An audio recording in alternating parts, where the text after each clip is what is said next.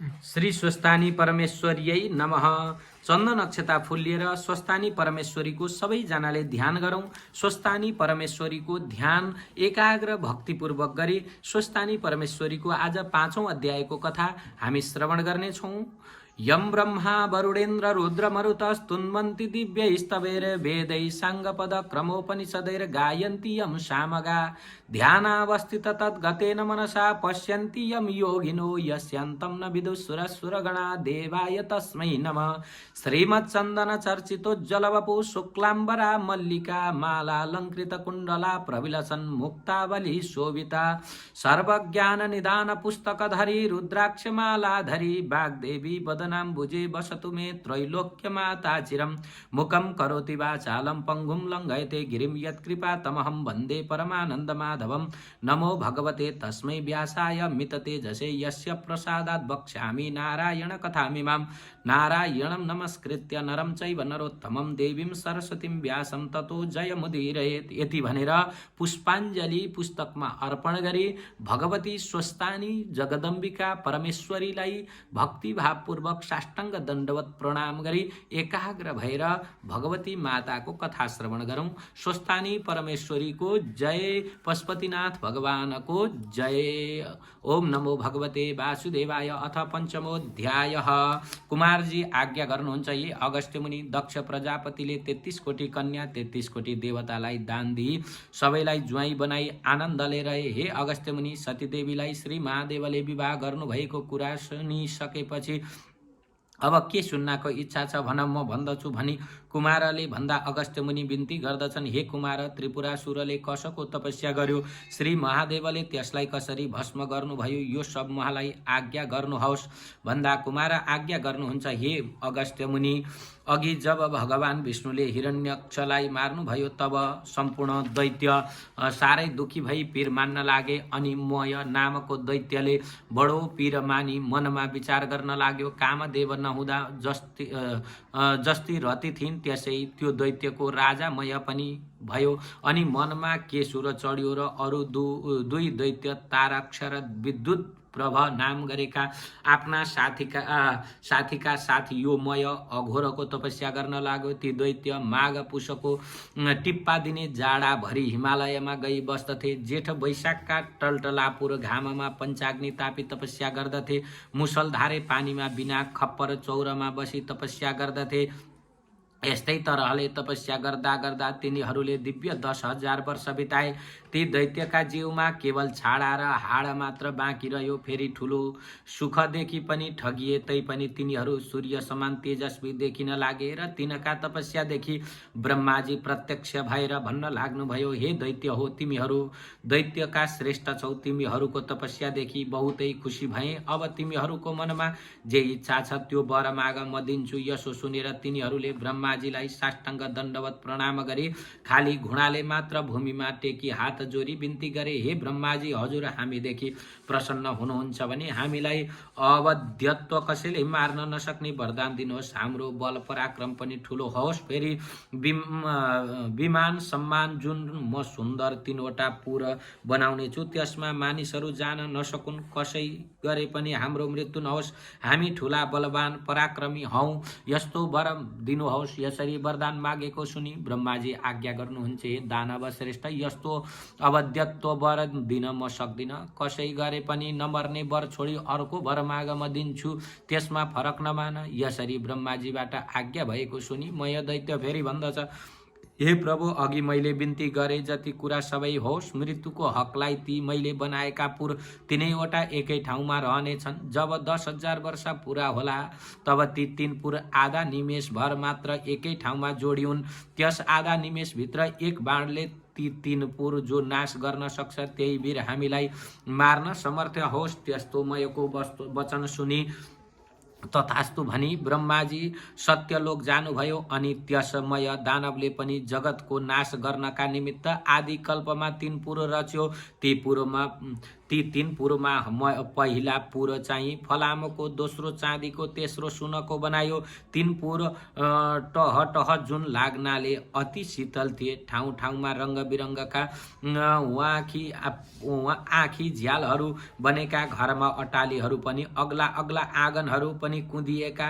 यस्ता सकल अत्यन्तै सुन्दर ढुङ्गाले छापिएका, ठाउँ ठाउँमा सुवर्णले मडेका सुन्दर पुरहरू पनि तयार गरिएका। मोती पन्ना मणिहरू ठाउँ ठाउँमा जडिएका, बिजुलीको झलक जस्ता रत्नहरू चारैतिर फैलिएका, हिरा मोती मुगाहरू गडेका, शिर शिर हावा चल्नाले फरफराइएका, पताकाहरूले झकिझकाउ भएका, लहराहरू पनि रत्नहरूको जडी जडाउले झिलमिलाएका, सडकहरू पनि सिँगारिएका, अति राम्रा तयार गरिएका, घरहरूका थरी थरी पताका र ध्वजाहरूले सजाइएका। ती 3 विमानमा पुर बनाइयो। लाखौं अनमोल रत्नहरू जडेका, हजारौं बगैँचा बनाई लहाउँदा सबै बिरुवाहरूका, सबै ऋतुका फल र फूलहरू लटरम्म भएका उत्पन्न गरायो। तलाउ पनि हजारौं थरीका कमलका फूलले भरिएको गरायो। यति ती त्रिपुरका दैत्यहरूको घर भकी भकाउ भएका तयार भए। फेरि थरी थरीका मयूर आदि सुन्दर पक्षीगणले शोभित भएको र पुरुषका नखक्षतले जसका गोल स्तन खुर्पे दाँतको जस्तो घाउ लागेका, बारुणी मदिराले लाल आँखा भइरहेका, लाज मानी मुसुक्क हाँस्दा पुष्प वर्षाउने त्यस्ता सुन्दरी स्त्रीहरूले व्याप्त भएको त्यो त्रिपुर सहर अति मनोहर देखिन्थ्यो। यस्ता 3 पुरमा जो फलामको पुर मयले बनाएको थियो त्यो तारका नामको दैत्यलाई दियो। फेरि अर्को जो चाँदीको पुर थियो त्यो विद्युत प्रभ नामको दैत्यलाई दियो। जो सुवर्णले बनेको अति उत्तम पुर थियो त्यो राजा मयले आफैलाई राख्यो। अनि त्यो त्रिपुर दैत्यपतिका मन्त्रीहरूले शोभायमान भयो। त्यो दैत्य राज पनि आफ्ना सबै शत्रुहरूका सेनालाई जिती ब्राह्मण वर्ग र भृत्य वर्गले शहीद भई स्त्रीहरूका साथ रहँदा अनेक तरहका सुख पाउन लाग्यो। तिनै लोकको आनन्द लुटेर खुब गर्जँदै सम्पूर्ण देवताहरूलाई जिती लियो। अनि उनीहरूलाई मार्न लागे। उनका बगैँचा वृक्ष बिरुवाहरू जरै समेत उखेल्न लगाई आए। यस्ता तरहले देवताहरूलाई दुःख दिँदा दिँदा धेरै काल बित्यो। तब तिनीहरूसँग इन्द्रादि देवताहरू खुब रिसाएर ब्रह्माजी कहाँ गई ती दैत्यहरूले सम्पूर्ण उपद्रव विस्तार गरे। तब ब्रह्माजीले सबै देवताहरूलाई शान्त गराई आज्ञा गर्नुभयो। हे देवताहरू, हो त्रिपुरासुर दैत्यहरू बडा बलवान छन्। तिमीहरू तिनको नाश गर्न सक्दैनौ। तस्मात् नारायण आदि हामी सबै देवता महादेव शरणमा जान्छौँ। उनै महादेव हाम्रा गति छन्। उनै महादेव हामीहरूका शत्रु दैत्यहरूका नाश गर्नेछन्। यस्तो ब्रह्माजीको आज्ञा सुनि हवस् भनी सूर्य, इन्द्र, वायु, अग्नि आदि सबले ब्रह्माजीलाई साथ लिई कैलाशमा गएर महादेवको दर्शन गरी अनेक तरहसँग स्तुति गर्न लागे। हे त्रिलोकेश, हे पिनाक धारिन, हे चन्द्रमौली, हे अमित पराक्रमिन, तपाईलाई कोटि कोटि नमस्कार छ। चन्द्रमाको प्रकाशको प्रकाशमान भएका उत्तम जटाधारी हे चन्द्रशेखर, त्रिलोकेश, हे पिनाकेश, तपाईलाई कोटि कोटि नमस्कार छ। अति तीखो धार भएको वनचरो लिने, त्रिशूल लिने, नन्दीलाई वरदान दिने, जगतलाई शरणमा लिने देवताका पनि देवता यस्ता तपाईलाई कोटि कोटि नमस्कार छ। सधैँ प्रसन्न भई वरदान दिने पर्वतका मालिक, हिमालयमा बस्ने हे कैलाश वासिन, यस्ता तपाईलाई कोटि कोटि नमस्कार छ। शिव भक्तहरूले ध्यान गरिएका, सधैँ धर्ममा रहेका, दिशा नै वस्त्र लगाउने, भक्तलाई वर दिने, जगतको सम्पत्ति तुच्छ मान्ने, जगतका धाता विधाता, यस्ता तपाईलाई कोटि कोटि नमस्कार छ। परभन्दा पनि झन पर परमात्मा परमेश्वर तपाईलाई कोटि कोटि नमस्कार छ। चन्द्र, सूर्य, इन्द्र, अग्नि, ब्रह्मा आदि देवताको पनि पालन र सृष्टि गर्ने यस्ता तपाईलाई कोटि कोटि नमस्कार छ। चन्द्र, सूर्य, वायु, अग्नि, जल, आकाश यिनको रचना गर्ने यस्ता तपाईलाई कोटि कोटि नमस्कार छ। दक्षको यज्ञ विध्वंस गर्ने, पुषाको दाँत भाँचिदिने, कामदेवलाई भस्म पार्ने यस्ता तपाईलाई कोटि कोटि नमस्कार छ। पुरुषोत्तम, हे सौम्य, हे वपुष्मन, हे महादेव, जब जगतको सब जगतको सृष्टि स्थिति संहार गर्ने यस्ता तपाईलाई कोटि कोटि नमस्कार छ। यज्ञ उत्पन्न गर्ने सुर असुरलाई पनि उत्पन्न गर्ने यज्ञको उत्पत्ति गर्ने हे नीलकण्ठ हे शिखण्डी तपाईलाई कोटि कोटि नमस्कार छ। सधैँ श्मशानमा बस्ने सबै दैत्यको नाश गर्ने मोह छुटाउने अज्ञानको ध्वंस पार्ने यस्ता तपाईलाई कोटि कोटि नमस्कार छ। सधैँ मोक्ष रूप वरदान दिने सधैँ अमृत स्वरूप पर्वत पुत्रीका भर्ता कुमार पिता यस्ता तपाईलाई कोटि कोटि नमस्कार छ। हे विघ्नेश्वर हे वरदाता हे चण्डीश्वर हे योगेश्वर हे सर्व हे रुद्र हे भीम हे शम्भो हे ईश्वर हामीसँग प्रसन्न हुनुहोस्। हजुरलाई कोटि कोटि नमस्कार छ भनी यसरी देवताहरूले स्तुति गरेको सुनि प्रसन्न भई तिनको इच्छा जानी श्री महादेवले आज्ञा गर्नुभयो। हे देवता हो जो वर माग्छौ माग मबाट नपाइएला भन्ने केही छैन। म सबै कुरा दिन्छु लोकमा मैले दिन नसक्ने कुरा केही छैन। यस्तो आज्ञा भएपछि सम्पूर्ण देवताहरू बिन्ती गर्दछन्। हे प्रभु ब्रह्माजीको वरदानले उम्लेका मय आदि दैत्यगणले हाम्रा उर्वशी आदि अप्सराहरू बल जफत लुटे। सबै बगैँचा उत्तम बिरुवाहरू पनि लुची बगैँचा लथालिङ्ग भत्ताभुङ्ग पारे। सब देवतालाई दल भन्दै हामी लाई दुःख दिन्छन्। हे भगवान ती दैत्यलाई मार्न ब्रह्माको पनि तागत छैन विष्णुको पनि खुबी छैन। हे करुणामय अब कसो गर्ने जसरी देवताहरूको जय हुन्छ त्यो वरदान बक्सनुहोस् भनी यसरी स्तुति गरेपछि महादेवले प्रसन्न भई देवताहरूलाई भन्नुभयो। हे देवता हो तिमीहरूले मेरो 11 अंश धारण गरी रुद्र तेजोमय रूप भई दानवहरूलाई नष्ट पार्नुहोस्। यति शिवजीको आज्ञा भएपछि देवताहरू फेरि बिन्ती गर्दछन्। हे महादेव हामी हजुरका तेजको अंशको 1 अंश पनि धारण गर्न सक्दैनौ। माहेश्वर तेज धारण गर्न त के कुरा हेर्नै पनि हाम्रो सामर्थ्य छैन। हे भगवान हामी उप प्रसन्न हुनुहोस्। हामीले केही गरे पनि दैत्यलाई जित्न सक्दैनौ। हे भगवान आफैले त्रिपुरासुरलाई मारी बक्सनुहोस्। तिनलाई ब्रह्माजीबाट वरदान मिलेको छ कि दिव्य 10,000 वर्ष बितेपछि मात्र ती 3 पुरको आधा निमेषसम्म भेट हुनेछ। त्यति आधा निमेषभित्र 1 बाणले त्यो त्रिपुर जसले भस्म गर्ला त्यसैबाट तिमीहरूको मरण हुनेछ। यस्तो वर पाएका दैत्यहरूको नाश गर्न हाम्रो सामर्थ्य छैन। हे प्रभु हामी उप प्रसन्न हुनुहोस्। त्यस त्रिपुरमा सुरको नाश गरिबक्सनुहोस्। यसरी अनेक स्तुति गर्न खिन्न चित्त भएका देवताहरूलाई आश्वासन गरी महादेवबाट आज्ञा भयो। हे देवता हो यदि त्रिपुर यस्तो दुर्नित्य छ भने तपाईँहरूका निमित्त म आफै 1 बाणले ती तिनै पुर भस्म गरिदिनेछु। त्यो त्रिपुरको नाश रथमा बसेर गर्नुपर्नेछ। त्यस बखत दैत्यले रक्षा गरिएको त्यो त्रिपुरसित लड्दा मेरो बल थामी नसक्नु हुनेछ। यस उसले हिमालय पर्वत जस्तै बलियो रथ तयार गराउनुहोस्। यो सुनेर सबै देवता खुसी भई हवस् भनी महादेवलाई नमस्कार गरे खुसी भए। हे मुनि श्रेष्ठ महादेवका निमित्त विश्वकर्माले सम्पूर्ण देवताले युक्त भएको सुवर्ण रथ तयार पारे। त्यस रथको दायाँ चक्र सूर्य भए बायाँ तर्फको चक्र चन्द्रमा भए। दायाँ चक्रमा 12 सूर्य भूषण बनाइए। बायाँ चक्रमा 16 कलश 27 नक्षत्र भूषण गराए। 6 ऋतु पनि रथको दायाँ बायाँतिर राखिए। त्यस रथको गजुर आकाश बनाइयो। पाङ्रो अड्याउने दण्ड मन्दर पर्वतको बनाइयो। अस्ताचल र उदयचल यी 2 पर्वत पाङ्राका चुकुल गराए। अनय संवत्सर रथको वेग भए। 4 समुद्र रथका 4 कुण्डलीका भए।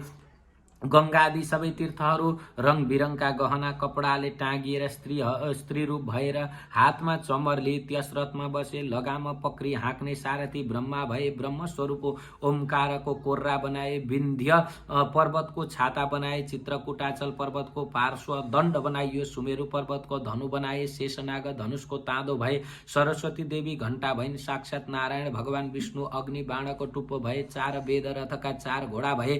तारा गणहरू घोडा का गहना भए। यसरी यो धनु बाणले सहित भएको रथ तयार गएपछि भगवान शंकर पृथ्वी र आकाश कम्पाउँदै त्यसमा चढ्नुभयो। उहाँपछि शिवका नन्दी शङ्कुकर्ण चण्डेश्वर गणेश्वर योगाक्षी सबै पार्षद त्रिशूल पट्टिस हातमा लिएका थरी शस्त्र चलाउन जानेका थरी शङ्ख भेरी मृदङ्ग बजाउँदै महादेवका उपर चित्र विचित्र पुष्पहरूको वर्षा गर्न लागे। त्यो तेज थाम्न नसकी सबै देवताहरू लट्ठिए। महादेवले देवताहरू त्यसरी लट्टिएको जानी आफ्नो तेज खिची केही शान्त पार्नुभयो र देवताहरूले त्यो तेज अलि थाम्न सके। उहाँपछि हे मुनिश्रेष्ठ उसै बेला नारदजीकै दैत्यहरू कहाँ गई भने हे महादेव तपाईँहरूका स्तुतिदेखि प्रसन्न भई तिमीहरूलाई मार्न भनी आउन लागे। अब तिमीहरूको जस्तो इच्छा हुन्छ सोही गर नत्र तिमीहरूको सत्यनाश हुनेछ। यस्तो वरदान नारदले भनेको सुनेर मयले आफ्ना साथी तारकाक्ष र विद्युतमाली आदि सबै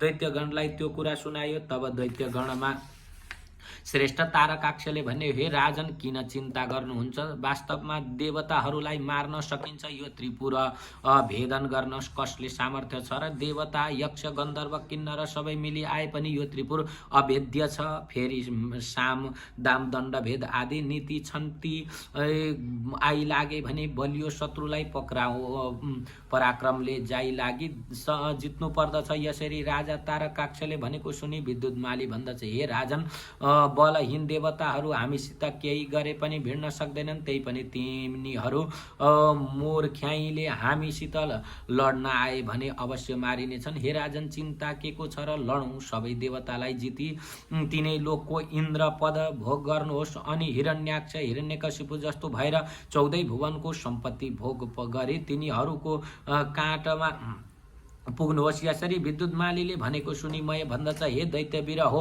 अब हाम्रो नाशको बखत भयो। हामी बार बार शिर कम्पाउँदै फेरि पनि भन्दछन् यदि शत्रु जोड छ भने मात्र लड्नु पर्दछ, आफूभन्दा बलियो छ या निर्दोष छ भने त्यससँग सामदाम गर्नु पर्दछ। यो सबै जगतका मालिक प्रभु ईश्वर छन्, उनै महादेव देवता र हामीहरूका पनि स्रष्टा हुन्। उनी आज हामीलाई मार्न स्वयं आउँछन् भने अब केही उपाय छैन, खाली उनी महादेवका शरण परौं र प्रणाम गरौं, मेरो यही विचार छ। यदि अब हामीले ठुला बनेर महादेवसित भिडेर युद्ध गर्यौं भने अवश्य उनले हेर्नासाथ भस्म हुनेछौं। ब्रह्मादि देवता पनि साना भई उनका शरण पर्दछन्। आज उनै भगवान महादेव हामीलाई संहार गर्न आउनुभयो भने अब हाम्रो केही लाग्दैन। जो छिनैमा जगतको सृष्टि स्थिति र संहार गर्न समर्थ छन्, जो मुक्तिदाता हुन्, उस्ता श्री महादेवसँग हामीहरू कसरी भिड्न सकौँला। हाम्रो विविध तपस्याले हुन्छ र त्यस्ता पनि उनीहरूले पनि समयसम्म भोग गर्यो। अब यस उसले म भन्दछु हे भाइ हो तिमीहरू सबैलाई कालले कुटकुट्याएको रहेछ र युद्ध गर्न भनी तम्सिएका छौ। यस्तो मयले भनेको सुनि नारदले दैत्यको संहार गर्ने चलाखी गरेर भने महाराज अब तिम्रो तपस्या सिद्धियो, ऐश्वर्यको भोग समाप्त भयो, सिद्धिनु त यसमै पनि छ भने लडाईँमा अघि नसरी नपुंसकले झैं तिनै देवताका शरण पर्नुभन्दा लडाईँमा मर्नु असल छ, त्यसबाट मोक्ष त पाइन्छ। यदि महादेवका हातबाट मर्यौ भने उनका प्रथम गणका अधिपति हुनेछौ, शरण पर्यौ भने पनि देवताहरूको हितका निमित्त महादेवले तिमीहरूलाई त मारि हाड्नेछन्। फेरि यस्ता दैत्यको राजा भएर काँतरता गर्दछौ। काँतरदेखि शिवजी प्रसन्न हुनुहुन्न, सुरदेखि मात्र प्रसन्न हुनुहुन्छ। किन नडराउनु, लड्न केही नगरी जित्यो भने तिनै लोकको राज्य पनि भोग गरौला। यसरी नारद ऋषिले भनेको सुनि कालले कुटकुट्याइएका तारकाक्ष र विद्युतमाली दैत्यहरू भन्न लागे ठीक हो महाराज, नारदजीबाट जो आज्ञा भयो त्यो बहुत ठीक छ। मयले पनि तिनको वचन सुनि अब यिनीहरूको नाश हुने बखत भएछ भनी जानी नारदजीबाट आज्ञा भएको साह्रै असल हो भन्यो। मयका यस्ता वचन सुनि नारद पनि बहुतै खुसी भई मायाले ढाकेर सबै दैत्यलाई लडाई गर्नमै तत्पर गराई। नारद महादेव कहाँ गएर ती दैत्यहरू पनि युद्धको निश्चय गरेर कहिले लड्न पाउला भनी थरी थरीका अस्त्र शस्त्र भिरेर तयार भए। तारकाक्ष बल बाण सुर विद्युतमाली आदि सबै दैत्यहरू युद्ध गर्ने निश्चय गरी राजाका अगाडि आए। थरी थरीका बाजा बजाउँदै सिंहनाद गर्न लागे। दैत्यका सेनाहरू पनि दैत्यले नै हेर्दा पनि डर लाग्दा देखिए। ऊ रथ आयो, लौ हेर ऊ रथ आयो, ध्वजा देखियो। यसरी आफू आफूमा भन्न लागे। डर भर केही नमानी लाज लाल मुख गरी थर थर अस्त्र उठाई थरी थरीका अस्त्र लिए लडाईँको निश्चय गरी। जस्तै पुतली बत्तीमा हुमिन खोज्छ त्यसै ती काल प्रेरित त्रिपुरवासी दैत्य दैत्यहरू शिवजीको रथ कहिले आइपुग्छ भनी हेर्न लागे। उता पश्चिम सागरमा शिरोभागमा माथि रहेको रङ्ग बिरङ्गको पताका फरफराइरहेको सुमेरु पर्वत जस्तै त्रिपुर देखिन लाग्यो। नन्दीश्वर आदि गणहरूले सिंहनाद गर्न लागे। उताबाट दानवहरू पनि युद्धका लागि निस्के। चण्डेश झल्मलाउँदो बन्चरो हातमा लिएर मुख बाई प्रमथा आदि गणका अगाडि रहे। फेरि देदीप्यमान त्रिशूल हातमा लिई शिवजीकै जस्तो पराक्रम गर्दै गणेश्वर आए। गणका अधिपति शङ्कु नायक पनि मुसल हातमा लिएर उनका पार्श्वमा गई खडा भए। नन्दी भृङ्गी वीरभद्र आदि सबै गण ध्वज त्रिशूल गदा परिग लिएर युद्धका निमित्त अघि सरे। दैत्यगण पनि महादेवको रथ आएको देखि युद्ध गर्न भनी थरीथरीका हतियार हातमा लिई निस्केर गणहरूसँग साह्रै रिसले युद्ध गर्न लागे। तब महादेवले अब अति भएपछि त्रिपुर डगी सक्यो भन्ने सम्झी हाँस्दै लड्न तयार भए। ठुलो सिंहनाद गरी युद्ध गर्न लाग्नुभयो। नन्दी पनि महाबली दैत्यसँग युद्ध गर्न लागे।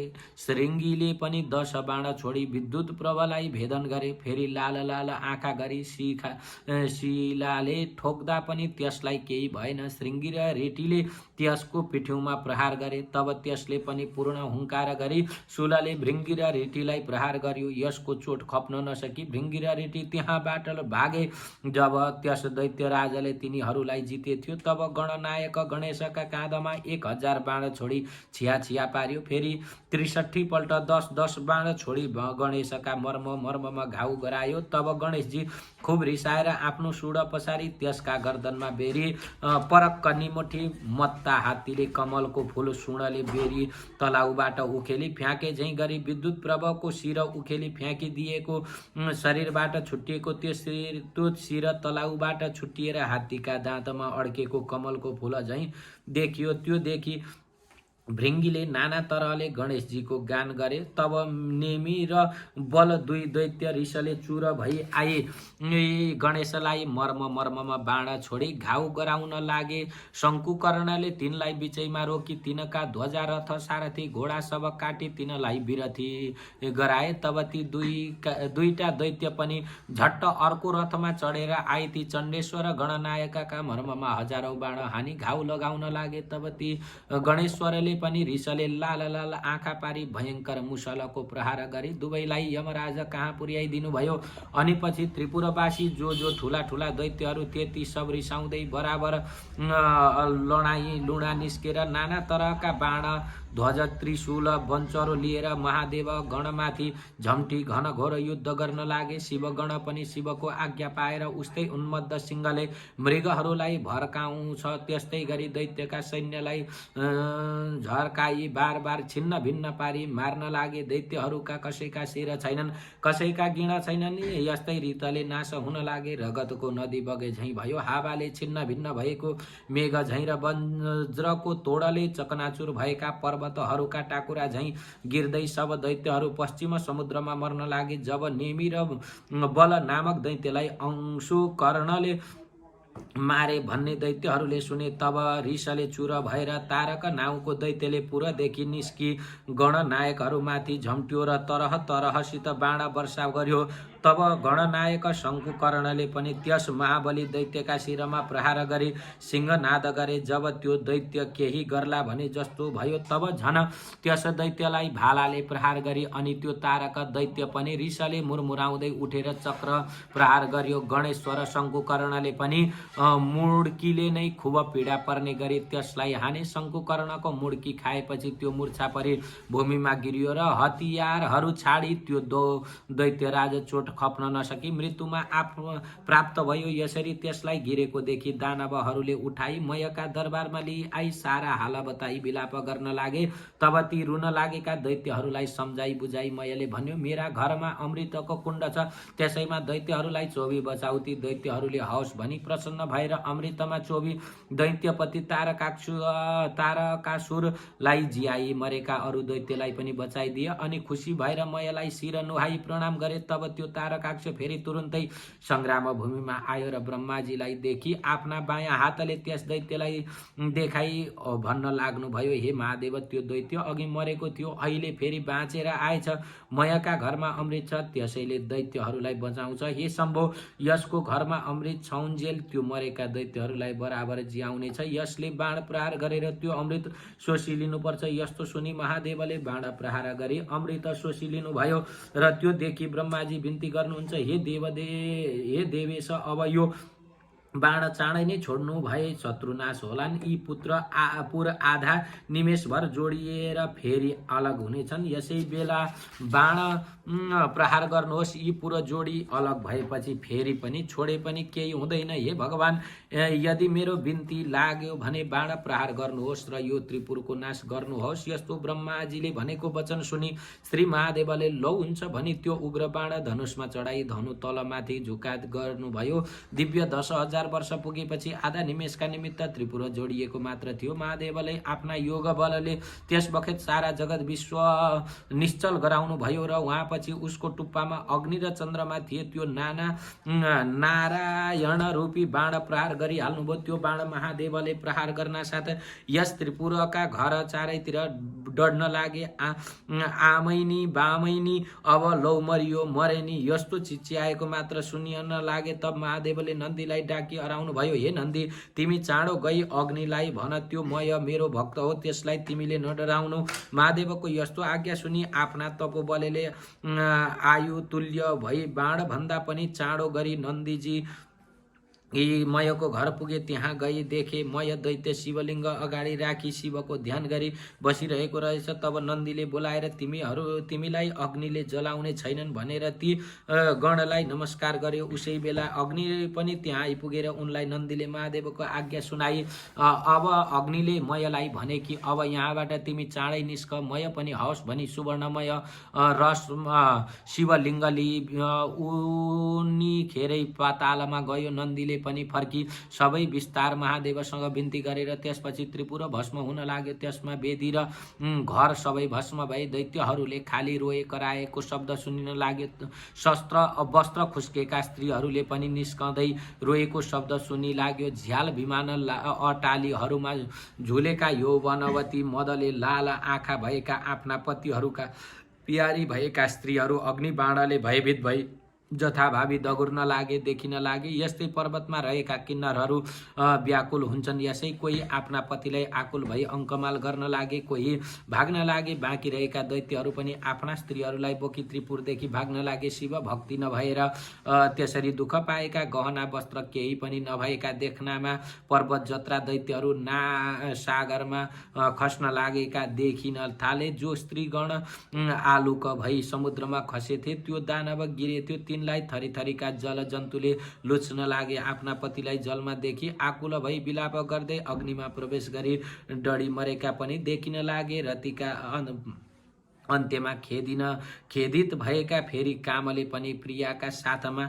जाउँ भन्ने इच्छा गर्ने दैत्यहरू भारियाले सहित भई डढी धेरै भस्म भए। कोही समुद्रमा डुबी जल जन्तुका आहार भए, कोही त्यसै पिल्सी प्राणहीन भए।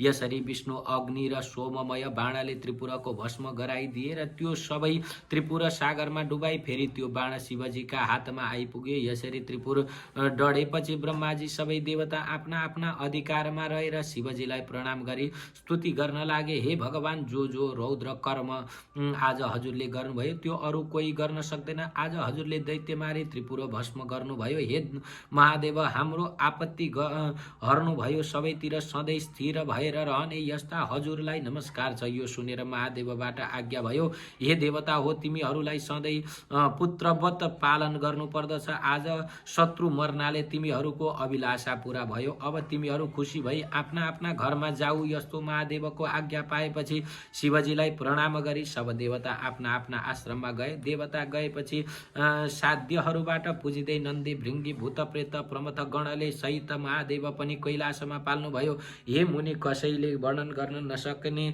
त्रिपुर दाह मैले वर्णन गरे। जो शिव भक्त मनुष्य प्रसन्न भई यसको पाठ गर्ला यो पापदेखि रहित भई अन्त्यमा देवता भई स्वर्गलोक रहला। जय जय श्री स्कन्द पुराणे केदार खण्डे माघ महात्म्य कुमार अगस्त संवादे श्री स्वस्तानी परमेश्वरिया व्रत कथायं त्रिपुर दहन वर्णन नाम पंचमोध्याय। श्री हरये नमः। अब अन्तिममा फूल अक्षता लिएर स्वस्तानी परमेश्वरीको ध्यान गरौँ। आज हामीले त्रिपुर दहनको कथा अत्यन्त दिव्य कथा श्रवण गरेका छौँ। सबैले फूल अक्षता लिएर स्वस्थानी परमेश्वरीको ध्यान गर्नुहोला। उपनयतु मङ्गलम वा सकल जगन मङ्गलालय श्रीमान दीन कर किरण निबोधित नव नलिन दल निवेक्षण कृष्ण काले वर्षतु पर्जन्य पृथ्वी सस्यशालिनी देशोऽयं क्षोभरहितो ब्राह्मणा सन्तु निर्भया अपुत्रा पुत्रिण सन्तु पौत्रिण निर्धना सदना सन्तु जीवन्तु शरदां शतम् तत्रैव गंगा यमुना च तत्र गोदावरी सिन्धु सरस्वती च तीर्थानि सर्वाणि वसन्ति तत्र यत्राच्युतोद्धार कथा प्रसंग या कुन्देन्दु तुषारहार धवला या शुभ्रवस्त्रावृता या वीणा वरदण्डमण्डितकरा या श्वेत पद्मासना या ब्रह्माच्युत शंकर प्रभृतिभिर्वेदैः सदा वन्दिता सा मां पातु सरस्वती भगवती निःशेष जाड्यापहा कायेन वाचा मनसेन्द्रियर्वा बुद्ध्यात्मना वा प्रकृते स्वभावात् करोमि यद्यत् सकलं परस्मै नारायणायेति समर्पयत। श्री स्वस्थानी परमेश्वर्यै नमः। पार्थिवरा माता को जय, स्वस्थानी परमेश्वरी को जय, पशुपतिनाथ भगवान को जय। हजुरहरूले हाम्रो युट्युब च्यानल सब्स्क्राइब गर्न बाँकी छ भने सबैजनाले सब्स्क्राइब गरिदिनु होला र नजिकै भएको बेल आइकनलाई दबाइदिनु होला। श्री हरि जय श्रीमन्नारायण।